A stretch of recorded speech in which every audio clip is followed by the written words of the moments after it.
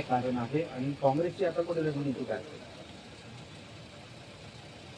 आम्ही काँग्रेस पक्षाच्या आदेशानुसार मी आणि ओमकांत उमेदवारी दाखल केली होती. काँग्रेस पक्षाचे उमेदवार म्हणून रामदास पाटला त्या ठिकाणी उमेदवारी जाहीर झाली.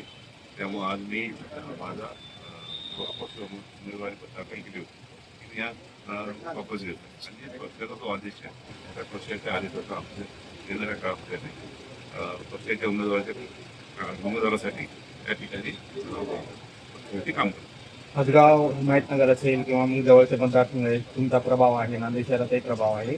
कसे मतदार तुम्ही खेचून आणणार आणि तुम्हाला गरजही भासणार आहे इतर मतदारांची, त्यासाठी काय प्रयत्न? एक तर आमचे त्या ठिकाणी काँग्रेस पक्षाचे जवळपास आणि महाविकास आघाडीचे म्हणून त्या ठिकाणी उभाटाचे असतील, त्या ठिकाणी शरद पवार राष्ट्रवादीचे असतील आणि असे काही बरेचसे मतदार आहेत जे आज भाजपच्या नाराजीचे त्या ठिकाणी आहेत आणि त्या ठिकाणी आमची भेट त्यांच्या संपर्कात आम्ही आहोत. त्याच्यापुढे जेवढं काही करता येईल.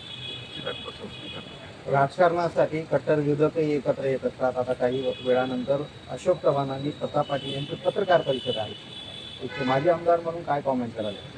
तर आता समजलं आम्हाला की पत्रकार परिषद आहे. आता पत्रकार परिषद झाल्यानंतर खूप